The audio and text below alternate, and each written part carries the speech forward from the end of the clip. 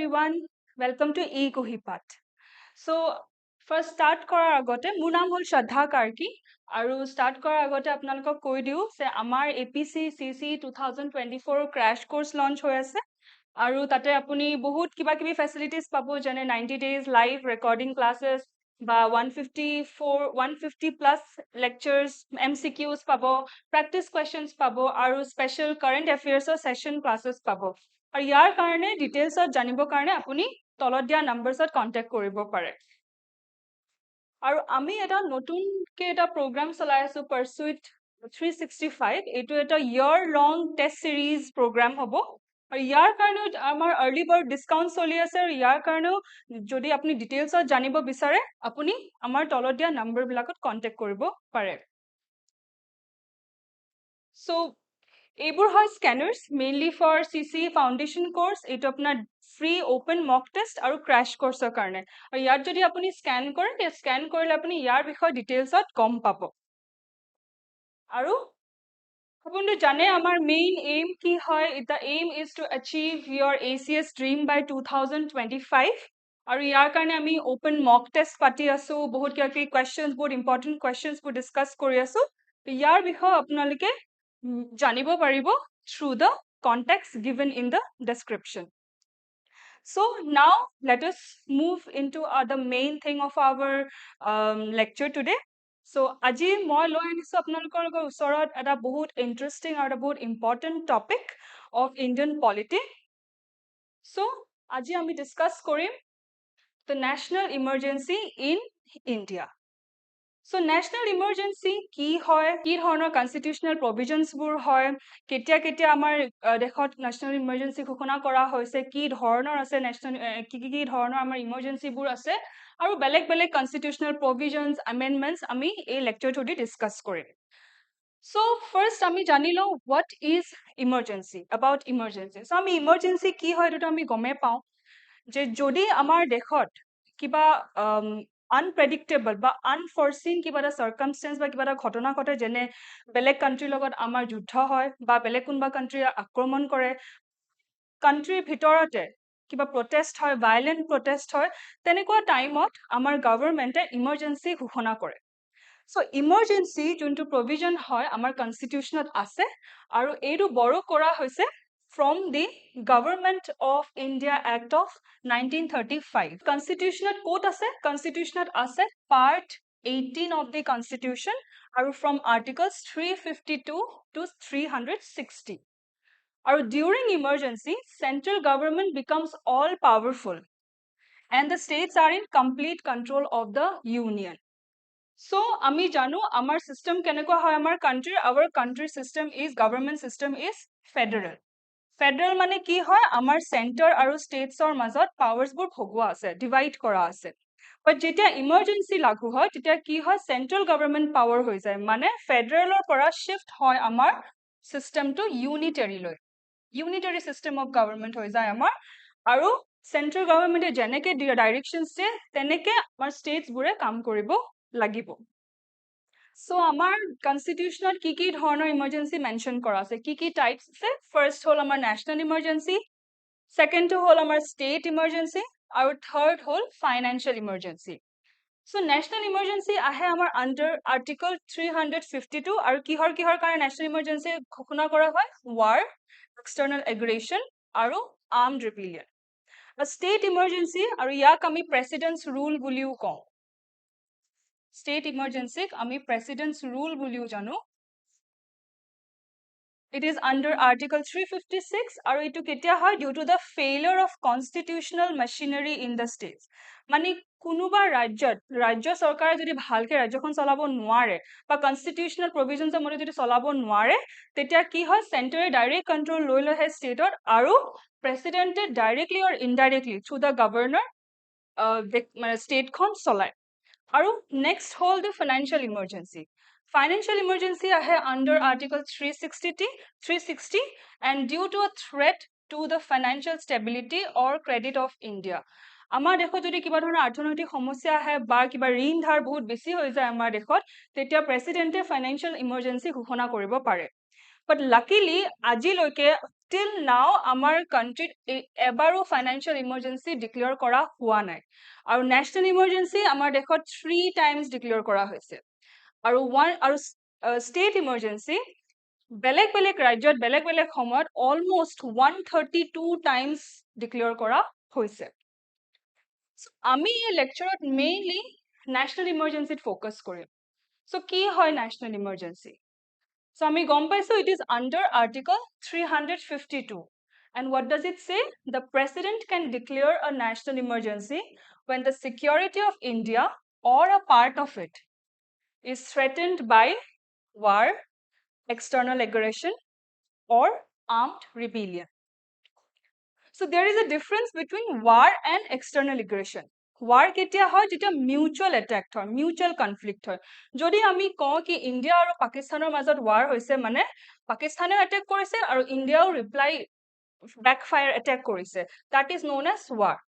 আৰু external aggression কি হয় যদি আমি কওঁ কি ইন্ডিয়াৰ ওপৰত external aggression হৈছে by China মানে চাইনাই attack কৰিছে ইন্ডিয়া but ইন্ডিয়াই এতিয়ালৈকে উল্টাকে attack নাই কৰা that is the difference between war and external aggression ঠিক আছে আৰু third হল আমাৰ armed rebellion কিয় কওঁ যেটো যদি আমাৰ দেশৰ ভিতৰত কিবা protest হয় বা violent protest হয় তেনেকুৱা ধৰণৰ টাইমত that kind of situation হেতেনেকুৱা ধৰণৰ armed rebellion বুলি কোৱা হয় so যদি war external aggression বা armed rebellion হয় তেতিয়া যোনটো emergency ঘোষণা কৰা হয় তেনেকুৱা ধৰণৰ emergency আমি national emergency বুলি কওঁ through war আৰু external aggression যোনটো emergency declare কৰা হয় তাক আমি external emergency বুলি কওঁ আৰু through armed rebellion তাক আমি internal emergency বুলি কওঁ so এই যোনটো word আছে armed rebellion it was inserted by the 44th Amendment Act of 1978 replacing the word internal disturbance so 1978 ৰ আগতে armed rebellion ৰ জাগাত internal disturbance word টো use কৰা হৈছিল যোনটো change কৰি 44th amendment ত armed rebellion word টো বহাই দিলে so next আমি চাও the proclamation of national emergency কেনেকে ঘোষণা কৰা হয় কোনে ঘোষণা কৰে all these things we will discuss here so the president can proclaim only on the written request of the union cabinet so আমাৰ দেশত national emergency কোনে ঘোষণা কৰে presidente কৰে but presidente অকলে decision টো নলয় কেনেকে লয় by the written request of union cabinet writing ত লিখি দিব লাগিব যে national ঘোষণা কৰা দৰকাৰ আছে আমাৰ countryত only then it can be declared so national emergency declare কৰিলে নহব আমাৰ parliamentৰ পৰা approvalৰো লাগিব approval দৰকাৰ হ'ব আৰু approval what is the last date যেতিয়া আমি প্ৰেসিডেন্টে ডিক্লেয়াৰ কৰা যোনটো ডেট হয় তাৰ পৰা 1 month থৰ ভিতৰলৈকে approve হ'ব লাগিব by both houses of the parliament Lok Sabha আৰু ৰাজ্যসভাই 1 monthৰ ভিতৰত approval দিব লাগিব যে আমাৰ দেশত national emergency continue হৈ থাকিব লাগে আৰু যদি এবাৰ approval দি দিয়ে তেতিয়া national emergency 6 months লৈকে continue হয় আৰু যদি parliament বিচাৰে কি 6 months or পিছতো we want our national emergency to be continued তাৰ পিছত আকৌ parliament 6 মাহৰ পিছত আকৌ approval দিব লাগিব এনেকে 6 মাহৰ মুৰে মুৰে for indefinite period parliament extend কৰি গৈ থাকিব পাৰিব the national emergency so এই যে approval দিয়ে by Lok Sabha and Rajya Sabha ইহতে কেনেকে দিয়ে by passing the vote through a special majority যোনটো mention কৰা আছে আমাৰ 44th Amendment Act of 1978 so আমি চালু কেনেকে ঘোষণা কৰা হল national emergency কেনেকে parliamentary approval ললে now আমি চাও কি how the national emergency is revoked বা কেনেকে গুছোৱা হয় national emergency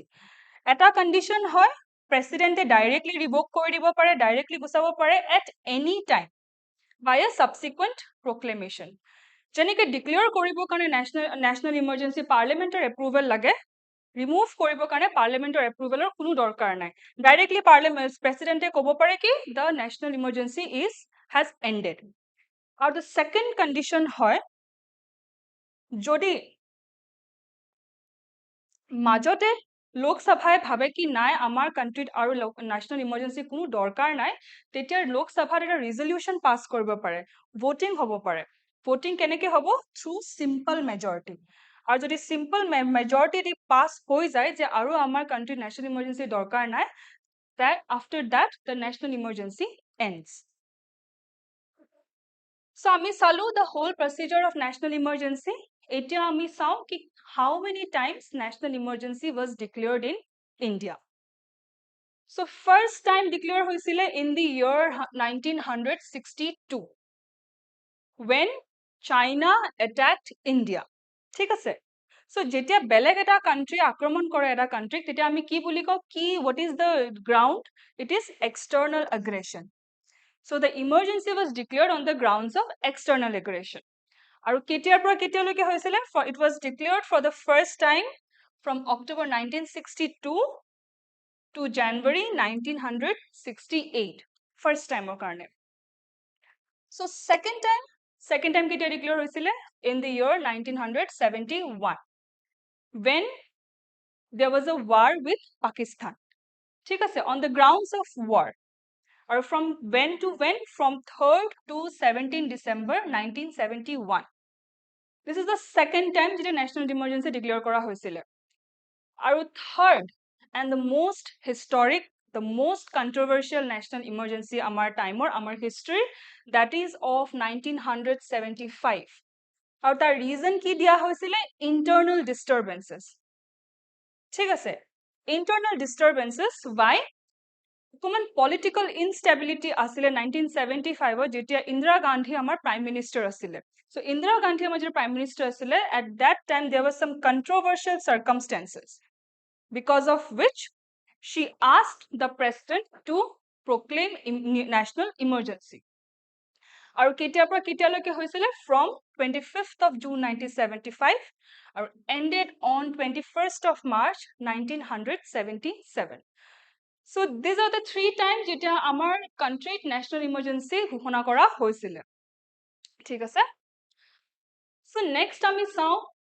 emergency কেনেকুৱা ধৰণৰ effects হয় in different phases of our governance Number 1 আমি চাও আমাৰ center state relations at কেনেকুৱা ধৰণৰ effect হয় আমি ফাৰ্ষ্টতে চাইছিলো যে কেনেকুৱা আমাৰ federal system যোনটো আমাৰ normal circumstances federal system হয় কি হৈ যায় unitary হৈ যায় মানে center powerful হৈ যায় ঠিক আছে so ইয়াতে আমি চাও legislative powers law making powers at কেনেকুৱা change হয় যেতিয়া national emergency হয় parliament can legislate on state subject আমি জানো আমাৰ তিনটা লিষ্ট আছে ইউনিয়ন লিষ্ট ষ্টেট লিষ্ট আৰু কনকাৰেন্ট লিষ্ট So union listed কি আছে subjects আছে যাৰ ওপৰত অকল পাৰ্লিমেন্টে লজ বনাব পাৰে state listed subjects আছে য'ত অকল state legislature law বনাব পাৰে আৰু concurrent listত both union and state can make laws on it ঠিক আছে So but এটা normal circumstance but যেতিয়া emergency হয় state parliament state listor পৰাও subjects choose কৰি তাৰ ওপৰত laws বনাব পাৰে And on administrative power executive power কেনেকুৱা ধৰণৰ change হয় union government can give directions to the state on any matter And in normal circumstances কি হয় union government of নিজৰ functions থাকে central state government of বেলেগ নিজৰ functions থাকে নিজে নিজৰ functions হিহঁতে কাম কৰি থাকে but on emergency যদি union government কিবা ওপৰত directions দিয়ে state government exactly follow কৰিব লাগিব means the center can control the state আৰু center direct কৰিব পাৰে state এইটো নহয় যে ষ্টেটৰ নিজৰ ফাংচনছবোৰ সাসপেন্ড হৈ যায় ষ্টেটে নিজৰ ষ্টেট গভৰ্নমেন্টছ বিলাকে নিজৰ যোনটো পাৱাৰছ নিজৰ ফাংচনছ কৰি গৈ থাকিব পাৰিব বাট যদি চেণ্টাৰে কয় যে আপোনালোকে যোনটো ফাংচন যোনটো কাম কৰি আছে এইটো বাদ দি কিনে আপুনি এইটো কাম কৰক then state government has to listen to the central government so this is what happens on centre state relation next আমি চাওঁ ফাণ্ডামেণ্টেল ৰাইটছত কেনেকুৱা ধৰণৰ এফেক্ট পৰে ইমাৰ্জেঞ্চিত So emergency দুটা article বহুত important হয় যদি আমি fundamental rights or effects চাব লাগে এটা হল আৰ্টিকল 358 আৰু এটা হল আৰ্টিকল 359 সো আৰ্টিকল 358 কেতিয়া কাম কৰে যেতিয়া ইমাৰ্জেন্সি হয় on the basis of war and external aggression যদি emergency on the basis of war or external aggression হয় তেতিয়া আমাৰ fundamental right article 19 automatically suspend হৈ যায় what is article 19 right to freedom article 19 is fundamental right to freedom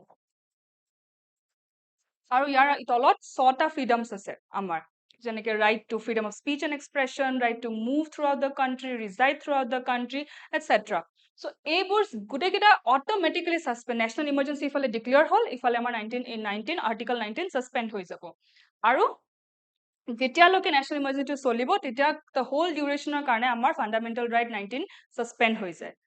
article 359 এ কি কয় ইয়াতে তো অকল according to 358 অকল article 19 suspend হ'ব but article 359 ৰ মতে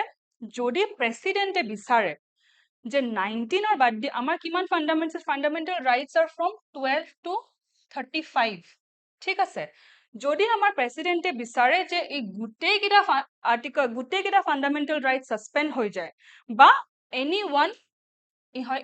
ইয়াৰ ভিতৰৰ any one of the fundamental right suspend হৈ যায় প্ৰেসিডেন্টে বিচাৰে প্ৰেসিডেন্টে অৰ্ডাৰ দিয়ে তেনেহলে all those fundamental rights suspend হৈ যাব হেতু article 359 এ কয় but 44th amendment 1978 ৰ মতে কি হয় সব rights fundamental rights suspend হৈ যাব পাৰে কিন্তু কি নোৱাৰে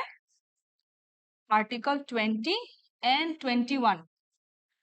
এই দুটা rights কেতিয়াও suspend হ'ব নোৱাৰে এটো পিছত আহে but first আমাৰ constitutionত কি আছিল সব fundamental rights suspend হৈ যাব পাৰে ঠিক আছে so these are the things these are the effects on fundamental rights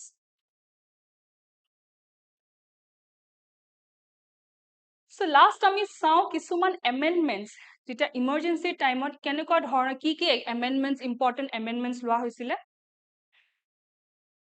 First was the 38th Constitutional Amendment Act of 1975. So 1975 আমি কি চাইছিলো আমাৰ 1975 third national emergency লাগু হৈছিলে third আৰু emergency start হোৱাৰ পিছত এই amendment লোৱা হৈছিলে আনা হৈছিলে তাৰে কি কয় the made the declaration of national emergency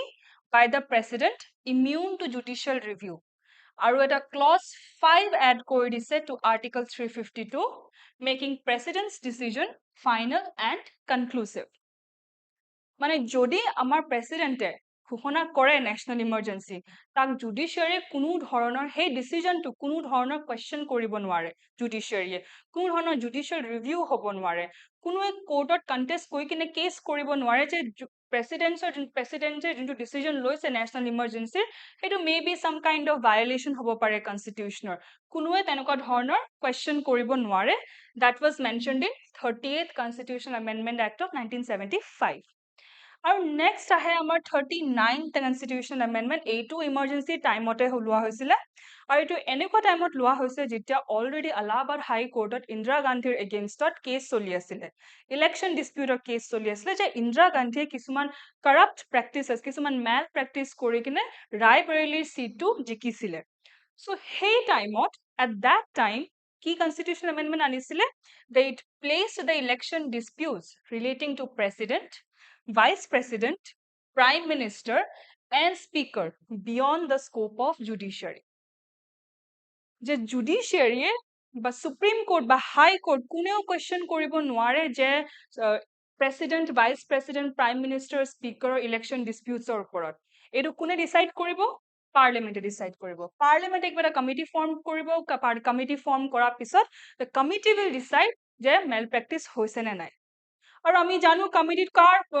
তেতিয়া at that time majority আছিলে the ruling party কিয়কে opposition partyবোৰ most of them they were in jail so এইবোৰ সব এইটো কাৰণে কৰা হৈছে যাতে গভৰ্নমেন্টৰ ফেভৰত বেছিভাগ ডিসিশনস যায় আৰু জুডিশিয়াৰি যিমান পাৰে জুডিশিয়াৰি পাৱাৰবোৰ কমাব পাৰে next the most controversial constitutional amendment of the history That is the 42nd Constitutional Amendment Act of 1976. এইটো লোৱা হৈছিল emergency টাইমত আৰু এই constitutional amendment ইমান controversial হয় আৰু ইমান historic হয় because ইমান amendments কৰা হৈছিলে constitutional ইমান বাৰ change কৰা হৈছিলে ইমান change কৰা হৈছিলে যে ইয়াক it was also known as the mini constitution. The amendment itself was known as a mini constitution because iman change korisile constitution jiman pare judicial review judicial read jurisdiction jiman pare judicial powers bur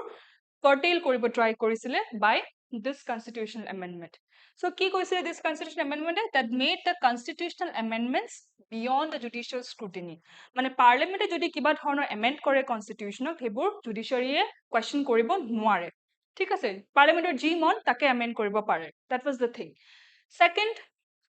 shifted 5 subjects from state list to concurrent list. So state list or subjects for concurrent list or লৈ গল যাতে পার্লামেন্টের হেবুর subjects আর law বনাব পাৰে. Added 3 new words, that is socialist, secular and integrity in the preamble. So preamble agote ki asile socialist democratic republic boli asile, but after 42nd amendment sovereign socialist sovereign democratic republic boli asile aru after 1976 42nd amendment sovereign socialist secular democratic republic aru integrity word to use koris add kori disile. Next whole made the president bound to the advice of the cabinet. So cabinet e ji advice kore president e huniboi lagibo, president o kono nijor decisions hobo nware, cabinet e ji advice koribo president e tar mote kam koribo lagibo. And it curtailed the power of judicial review and read jurisdiction of Supreme Court and High Court. Power jiman pare himan komai asile aru it empowered the parliament to make laws to deal with